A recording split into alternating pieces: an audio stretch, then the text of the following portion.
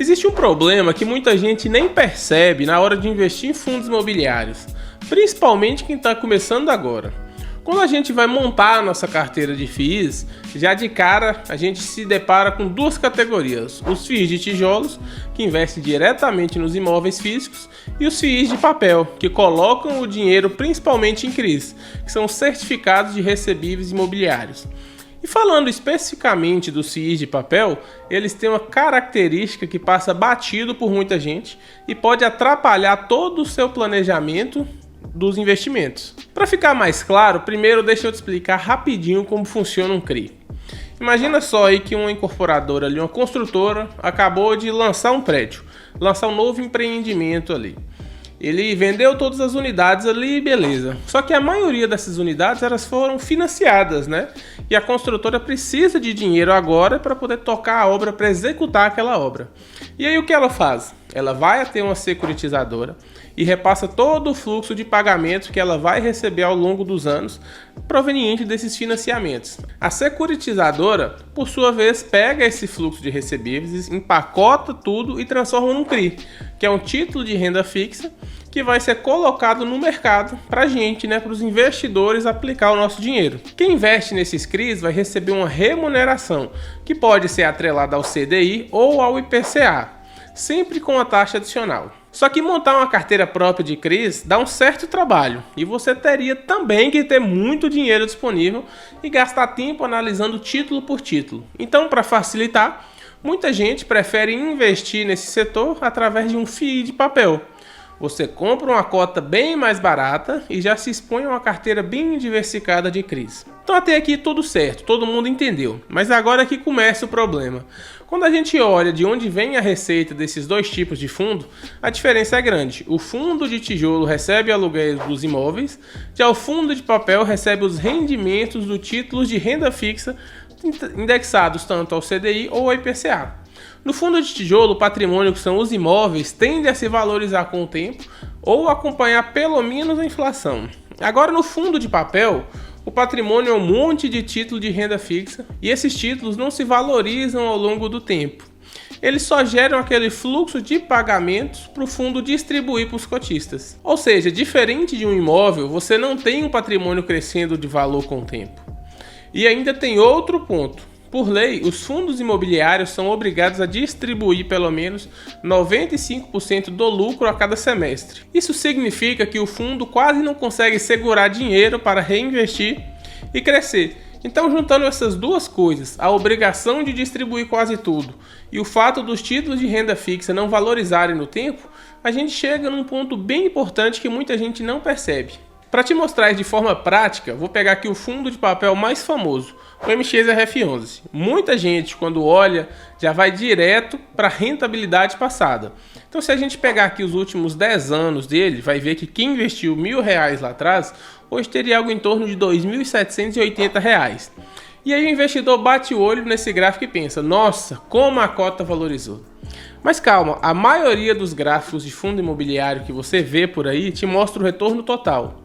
Ou seja, ele considera não só a valorização ou desvalorização da cota, mas também o reinvestimento dos dividendos. Então, uma coisa muito importante que muita gente não percebe é que quando a gente olha esses gráficos de rentabilidade de fundos imobiliários, o resultado normalmente considera o reinvestimento dos dividendos. Ou seja, se o investidor não tivesse reinvestido ali seus dividendos, o resultado final seria completamente diferente. Por isso, enquanto você ainda não tiver chegado na fase de usufruto do seu patrimônio, aquela fase que você vai começar a diminuir o ritmo de trabalho e a usar a renda dos investimentos para pagar suas contas, o ideal é que você pegue todos os dividendos que caírem na sua conta e reinvista, seja comprando mais cotas de ações ou mesmo seja comprando fundos imobiliários. Assim você continua alimentando e fazendo o seu patrimônio crescer. E por que isso é tão importante? Porque se a gente fizer um pequeno ajuste no gráfico, olha só, se a gente trocar a cotação ajustada pela cotação padrão, ou seja, sem considerar o reinvestimento dos dividendos, a história muda. Sem reinvestir, o efeito do juros sobre juros simplesmente some. E aí o que a gente vê? Só a valorização ou a desvalorização da cota no mercado.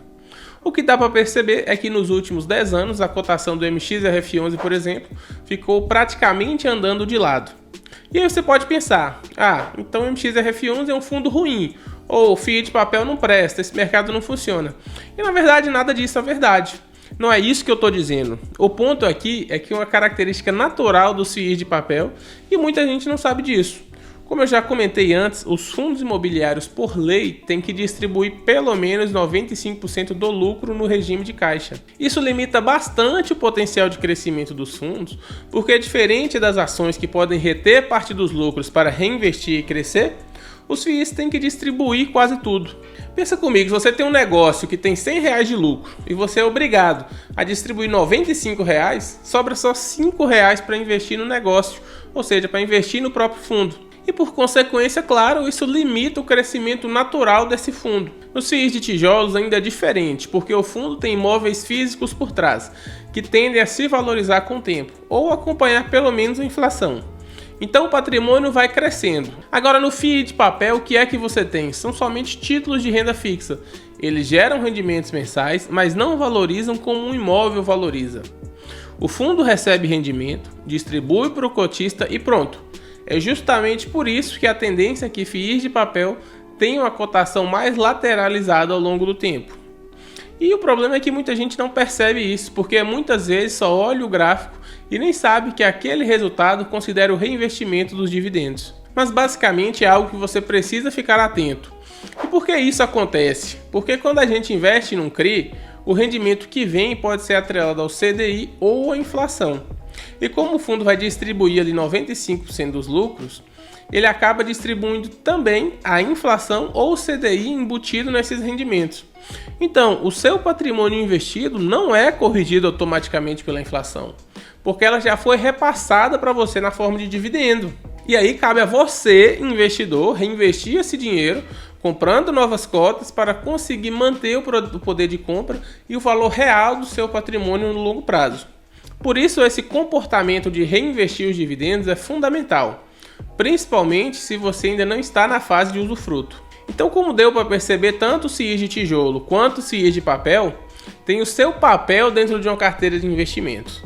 Eu vejo que muita gente só olha para o dividend yield na hora de escolher FIIs. E realmente, na maioria das vezes, o dividend yield do CII de papel é mais alto do que do CII de tijolos. E aí o que acontece? O investidor vai lá, monta uma carteira praticamente toda exposta a CRIs, que são ativos dos fundos de papel ali, e isso pode ser um baita erro. Por quê? Porque os CIIs de papel são um ótimo investimento, tá?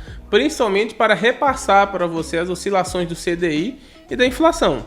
Esse repasse acontece muito mais rápido do que no FII de tijolo, onde os aluguéis dos imóveis só é reajustado de tempos em tempos e o valor dos imóveis também só é reavaliado de vez em quando.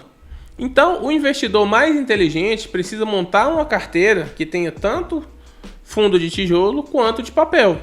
E tem mais, o risco de um FII de papel é sim muito maior do que um FII de tijolo.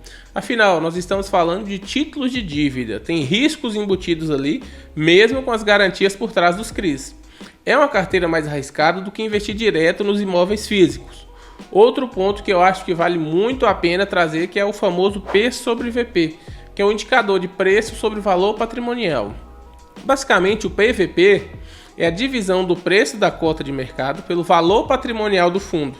Vamos supor que a cota esteja valendo hoje R$ 9,03. Se o PVP for igual a 1, significa que você está comprando o fundo pelo valor justo.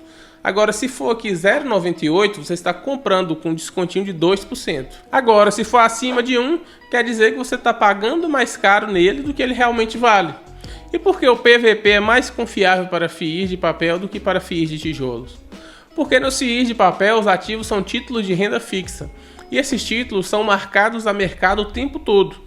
Então, dependendo das variações das taxas de juros, o preço desses papéis muda e isso atualiza o valor patrimonial do fundo, com muito mais frequência. Já nos FIIs de tijolo, a história é outra. Os imóveis que compõem a carteira são avaliados geralmente uma vez por ano. Então pensa, a economia muda, o mercado muda e aquele valor que foi apurado meses atrás já não pode mais refletir a realidade de hoje. Sem contar que o gestor pode vender o imóvel por mais ou até por menos do que foi avaliado. Por isso, o PVP dos fundos de tijolo fica meio defasado. Isso faz com que ele não seja tão confiável quanto no CIs de papel, onde a atualização é bem mais dinâmica e bem mais assertiva. Então esse é mais um ponto super importante que eu queria trazer aqui para vocês. O que eu quis mostrar nesse vídeo é que entender essas características é essencial para montar uma carteira de fundos imobiliários equilibrada. Você precisa ter tijolo e papel. Você precisa ter tijolo, porque ele te dá mais segurança. O fundo é composto por imóveis físicos que tendem a se valorizar ao longo do tempo, além da possibilidade do gestor vender imóveis com lucro e distribuir esses ganhos para os cotistas. Você precisa ter papel também, porque apesar de ter um risco um pouco maior, consegue repassar a inflação e a Selic de forma mais rápida via dividendos para você. Mas lembra também da característica dos FIIs de papel. Como eles têm uma tendência de valor patrimonial mais lateralizado, a cotação deles no mercado tende a andar de lado no longo prazo. Por isso que é tão importante o investidor reinvestir os proventos recebidos, principalmente enquanto ainda não está na fase de usufruto dessa renda. Se você gostou desse vídeo, não esqueça de deixar seu like e se inscrever no canal. E também comente aqui para mim, você tem mais FIIs de papel ou FIIs de tijolo na sua carteira? Deixa aqui seu comentário, eu vou estar respondendo todo mundo. Um abraço e eu te vejo no próximo vídeo.